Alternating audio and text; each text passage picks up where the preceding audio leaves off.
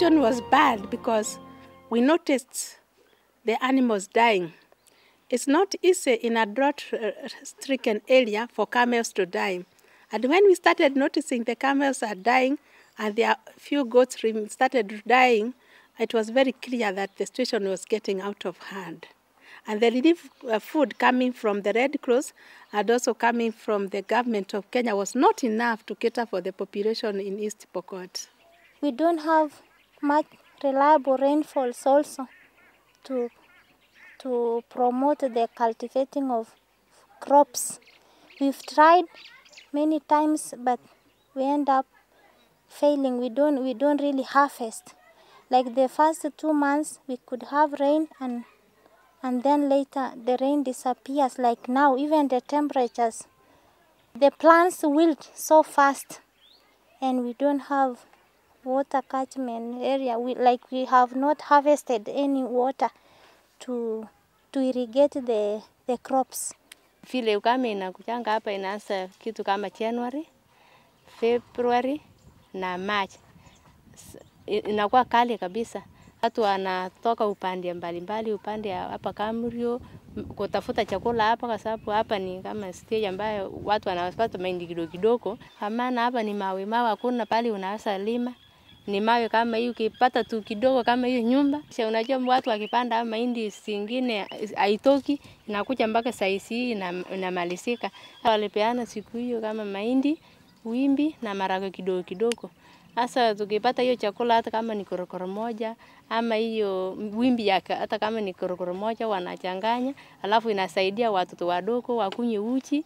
When the situation in Pokot gets very, very difficult, they turn to the missionaries. And they will come to you and tell you, we are really suffering. You've been with us. You've been here for 30 years as missionaries. You know that we are not exaggerating. You can see you've been in touch with us.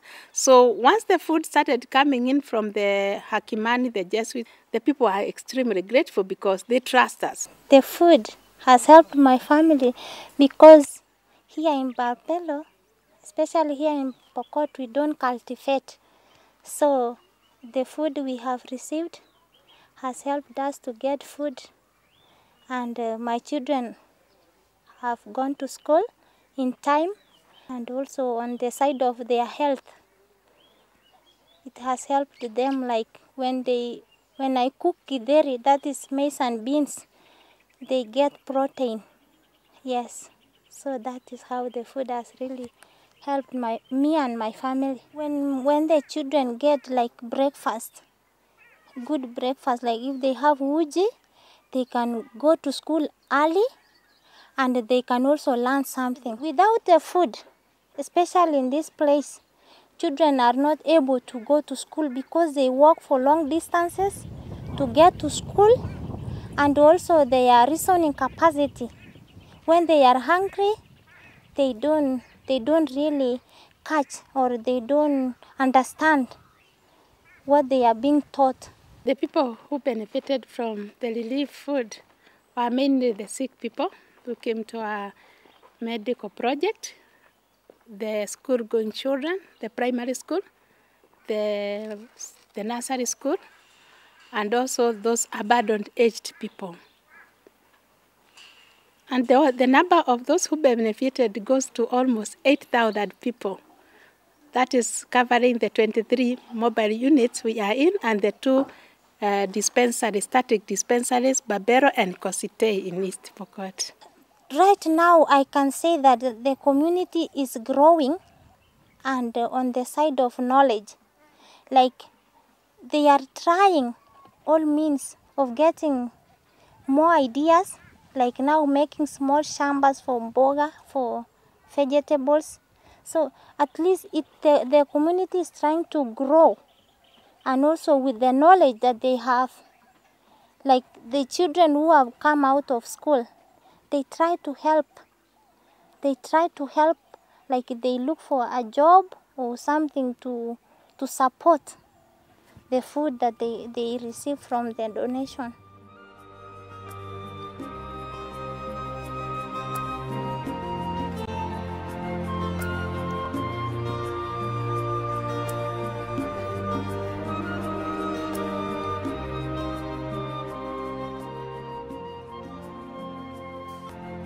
was a severe drought in 2009 due to rain failure, and there was a total crop failure in Kitui district. So the community was severely affected by the drought. So there were Diocese had to look for donors, at least to support the local community, because they were really affected by the drought. That's how Jesuits came in. They gave funds to buy food and any other support that the community could need. And there was a group that was organized in Yatta, that is Kisayani group, which had 200 members. And the diocese supported the group with seeds from the funds of the Jesuits. Hali ya ukame ilikuwa imekuwa mbaya na kulikuwa hakuna mvua kwa muda wa miaka kama 3 hivi mfululizo. Wale ambao tulibenefit na hiyo chakula na hiyo seedlings tulipanda tukapata harvest nzuri, tukauza some of them, tukapeleka watoto wetu secondary schools, wengine tukalipia primary schools, wengine saa tukapata chakula hata watoto wakafurahia. Hata wakati huo tulipo harvest watu walifanya kazi kwa kiukamilifu juu walikuwa wameshiba. Utedio sini tutethekete indi ni nyoka nyeta mundu biasa kana tethiswe ne lakini ta tethiswe igi andu makatulu ni tutetheswe ni twaite ndengu twaite wembemba twaite ndoko na boy ibinda twanenga li uno shilike and Diocese. They were really happy and really appreciated, because normally the programs and the donors maybe who support the diocese don't provide incentives like seeds. Normally they provide food aid, but seeds are very important because during rainy season, the local community really suffers because of the low income to buy seeds. And the community were really, really happy and appreciated because of the seeds, inputs, and also the food. And because the food aid, as you said, is emergency. It's short-lived.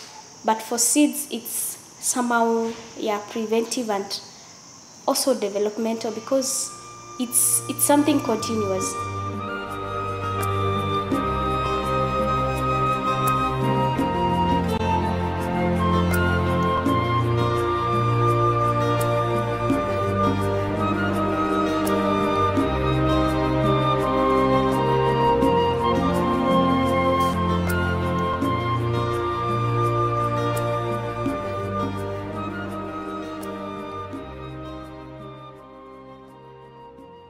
Yeah, we received some money from the Jesuits community, and we had written to target a specific group of people. We did target the elderly people. We also targeted mothers, expectant mothers and children under the age of 5 years. We also had a special focus for children with malnutrition, and to a less extent with the people infected with HIV and AIDS. The situation was very bad at that particular time. I think we got this money in June. We have not had any rains this year, any sensible rain that anybody would use to plant crop. We had rains in the country, I think, around May, a lot of rain, but we did not have any rain in Mutomo, so there was no planting, there was no food. The basic needs are there, people need to meet them, but there is no money. So at least to have somebody providing that little amount of food to these people that received, I think they were very grateful. The support which we got from the Jesuit through the Mutomo Mission Hospital, the food supported the family because they were able to do other activities to support themselves. They were able also to get the casual work to pay the school levies. So we believe the food has really assisted the family. Sasa wakati tulipopata huu msaada ulitusaidia sana kwa sababu tulimpigia na sisi tukasaidika. Msaada yenye tulipata mahindi, mafuta ya kula, maharagwe pamoja na unga.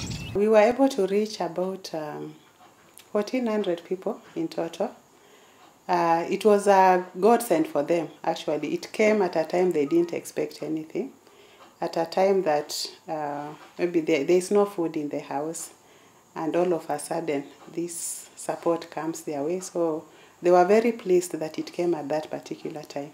I think one of the greatest things that we really need in this area is to build our capacity to do a few things for ourselves. By way of training, if we could get somebody who can talk to us about the use of the little resources that we have to generate more, it would be good for us.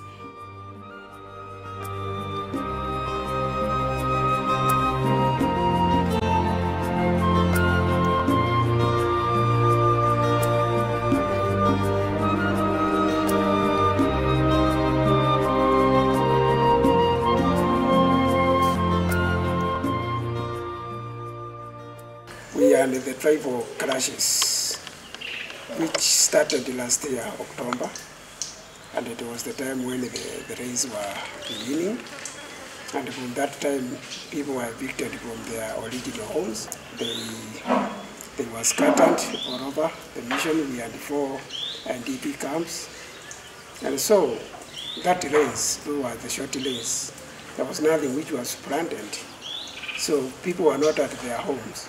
So there was a lot of famine, and it was a disaster for almost 10 months. I got the news that some food had been given to us through the Diocese from Jesuits.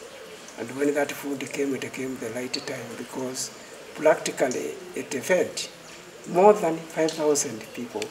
Because when we count one, sometimes there's a family with 12 children. And all those people, they got a share. So with that one now, that food comes through the dispensary, then it is served to everyone who is in need, and who was also the child, because they are also helping the children to avoid malnutrition, because that one can bring a future problem to that child. Chakula tuliopewa na parish ama kutoka kwa parokia ilitusaidia pakubwa sana, kwa sababu wakati tulipokuwa tukiishi katika parokia, hakuna watu wengine walikuwa wanatupatia chakula isipokuwa ni parish. Na pia wakati watu walirudi manyumbani, wakati walirudi katika kila mmoja katika area yake kuweka katika IDP camp kwa watu wote, chakula pia ilikuwa inasaidia na parokia. Kwa hivyo wale walikuwa wanatusaidia sana katika hii shida yote kwa upande ya chakula ni parokia ya Camp Garba. Anta kaya bawa pengaruh na bahasa tanah kan karena barata bawa tu kita tinggi terbesarnya. Luar begitu bercakap time. Ini tu aku buat. Heno ngoyaman. Heno jerikana. Lu kemana ngakipi. Aku harus bacanya kan yang mau itu ngakai itu kerkakem. Luar bak ngarak tu kan ini juga pakai ini. Aku tu ini kepada antok anda. Itu tu itu kedolit. Here we have the dispensary, whereby the mission caters for the medicine. But within that dispensary, there are also other organizations, especially the church organizations, which are coming with food for the children. Kitu kingine, chakula ilipokuwa hakuna, watu walikuwa na njaa, ambaye sasa hakuna mahali pa kupata chakula. Watu waliadhiriwa zaidi, hata wengine walikuja wakashikwa na magonjwa ya kuletwa na kukosa chakula. Tulipata chanjo ya watoto ilikuwa inapatikana. Na pia hata trainings, watu walikuwa wanapewa trainings. Tulipata elimu hasa kwa ajili ya mambo ya afya, tulipata na pia jinsi ya kuweza kupata lishe bora, tulipata funzo. Turukana na Borana ambaye walikuwa wamezozana kwa wakati huo, wanaendelea kupatana kwa sababu cha kwanza viongozi kama wa kiserikali kama chiefs wameungana wao kwanza, na baadaye wameanza kuleta ile muungano mmoja, na wameanza kuleta mafundisho kati yetu. More than the food is also the workshop we have held with the Jesuits, which is also creating awareness of both the communities. There's no need of fighting. When there is peace, you can even work for the food without any interruption. So we have benefited from the Jesuits with the food at least twice, and that's good news. Even the one which you found me distributing yesterday is from Jesuit. It's not from any other person. So, and that is good news.